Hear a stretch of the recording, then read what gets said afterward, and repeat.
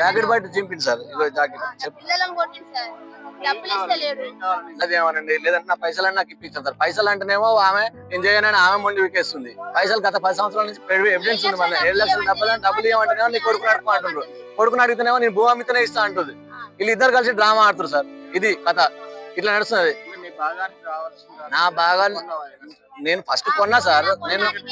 నేను అమ్మ తమ్ముడు కలిసి ఇద్దరు అమ్ముకుంటున్నారు. మొత్తం కింద ఆమె ఎకరం అమ్ముకుంటుంది, ఈయన నా ఎకరం అమ్ముకుంటున్నాను ఆయన అన్నాడు. ఇద్దరు కలిసి అమ్ముకుంటుంటే సరే అమ్ముకొని ఆమెకు భూమి లేదు చరింత పంచుకోరు అని అన్నారు. అన్న తర్వాత అదే భూమి పలాని కుమార్ దయాకర్ అని ఉన్నాడు సార్ ఇక్కడనే మన దగ్గర మన ఊర్లోనే. మా గెట్టమెటే సార్. ఆయనకు అమ్ముతుంటే సరే మన భూమి మనకెందుకు పోదా, మాది 12 ఎకరాల భూమి సార్. 12 ఎకరాల భూమిలో 2 ఎకరాలు పోతున్నందుకు ఎందుకు పోవాలి భూమి మనది మనం ఉంచుకుందాం. సరే ఆయన దగ్గర నేను 1 ఎకరం ఎక్కువ ఉండాలని కూడా కొనలేదు సార్. మన భూమి ఉండాలి, ఈ మా తాత సంపాదించిన భూమి ఉండాలి అని నేను కొన్నా సార్. అది కొంటే 2 లక్షలు కట్టుకొని 2 కిస్తీ కట్టాలి సార్. 15 రోజులు లేట్ అవుతుంది సార్. 15 రోజులు లేట్ ఉంది. 15 రోజులు లేట్ అయినాక అన్న వాయిదా కంటే డేట్ రాసింది సార్. ఒక 15 రోజులు ఆగి చిట్టి వేసిన నేను. చిట్టి వేసినాక కడతా, చిట్టి కడతా అని అంటే మీరు అన్న వాయిదా కట్టలేదు, చేతగాని పాడుకోవు, నువ్వు ఎందుకు కొన్నావురా అంత చేతగానప్పుడు. కుమరోడు నాకు ఒక్కటే కిస్తీ కడతా అన్నాడు. మమ్మల్ని ఆగం చేసినావు, మమ్మల్ని దౌర్జన్యం చేసినావు, అన్ని చేసినావని ఆ డబ్బులు ఇంతవరకు ఇవ్వలేదు సార్. అయితే పెద్ద మనుషులలో మాట 10 సంవత్సరాలు అయింది సార్.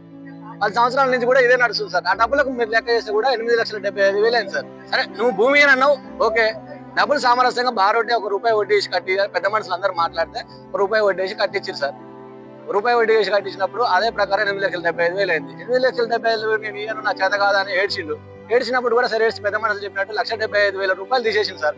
7 లక్షలకు ఇచ్చిండు. 7 లక్షలు కాగితాలు రాసి ఇచ్చిండు. ట్రాన్స్ఫర్ నోట్లు ఉన్నాయి.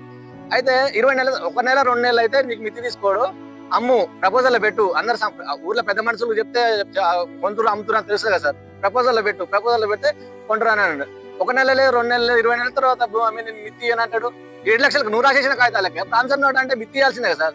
అని నేను ఏం చేసుకుంటావు చేసుకో, ఈ దౌర్జన్యం చేస్తావు సార్. ఆమెమో ఆయన అడుకుంటది. ఆయన పైసలు అడుగుదాని పోతే నా భూమి ఆమె ఇస్తలేదు. ఆమె భూమి అమ్మితేనే నేను ఇస్తా, భూమి అమ్మితేనే ఇస్తా పైసలు అని ఆయన అంటాడు. మరి నా పైసలు ఏంది? ఆమె కూడా 2 లక్షలు ఇచ్చిన సార్. ఆమె కూడా ఒక 2 లక్షలు ఇచ్చినాం, కాగితం కూడా ఉంది. ఆమె కూడా 2 లక్షలు ఇచ్చినాం. మిగతా 8 లక్షలు తీసుకొని పెద్ద మనుషులు పట్టా చేయన్నారు. ఎందుకమ్మా 10 లక్షలు డిమాండ్ చేసింది మా అమ్మ. మీకు భూమి వద్దు, నాకేమవుతుంది, నాకు 10 లక్షలు ఇది మీ ఇద్దరు అన్నదమ్ములు అంటే సరే అన్నాం. ఆ 10 లక్షలు 10 లక్షలు ఇచ్చి తీసుకోవాలన్నాం. గతంలో 2 లక్షలు ఇచ్చినాం. ఆ తమ్ముడు 7 లక్షలు ఇవ్వాలి. ఆ 7 లక్షలు ఈ 9 లక్షలు అండి. దానికి ఎంత లెక్క చేసి అంతవరకు తీసుకోరి. లెక్క చేస్తే కూడా 12-13 లక్షలు అవుతుంది సార్. అట్లా కూడా వద్దన్న. ఆ 10 లక్షలు తీసుకొని నాకు పట్టా చేయరు భూమి అని అన్న సార్. ఇటు పైసలు ఇయ్య రైతురి, అటు భూమి పట్టా చేయ రైతురి. మమ్మల్ని అప్లపాలు చేసి మమ్మల్ని ఇబ్బంది పెడుతుంది సార్. ఇప్పుడు అదే భూమి వేరే వాళ్ళకి అమ్మిరు సార్. ఎకరం అయ్యలో 2,05,000 ఎకరం సార్. ఇలా 21 లక్షలకు అమ్ముకుండు. సరే నువ్వు ఎంత అమ్ముకున్నా నేను ఏమన్నా నువ్వు 21 లక్షలకు అమ్ముకున్నావు అన్నాను. నాకు ఎందుకని నేను దౌర్జన్యం చేయలేదు సార్. నువ్వు 21 లక్షకు ఎందుకు అమ్ముకున్నావు, నేను దౌర్జన్యం చేయలేదు. నాకు బారెడ్డి పెద్ద మనుషులు చెప్పినట్టు ఏంటంటే పెద్ద మనుషుల ప్రకారమే అని అంటే 8,75,000 కూడా 8,75,000 కూడా ఇవ్వాలని ఏడుస్తుంది పెద్ద మనుషులల్లా. నాకు ఆడపిల్లలు పుట్టిరు, అది పుట్టిరు, ఇది పుట్టిరు. ఆడపిల్లలు పుట్టి దౌర్జన్యం చేయమంటారా సార్? 7 లక్షలు కూడా ఇచ్చిన 7 లక్షలు కూడా ఇప్పుడు ఇవ్వకుండా మంది మాట్లాడుతుంటే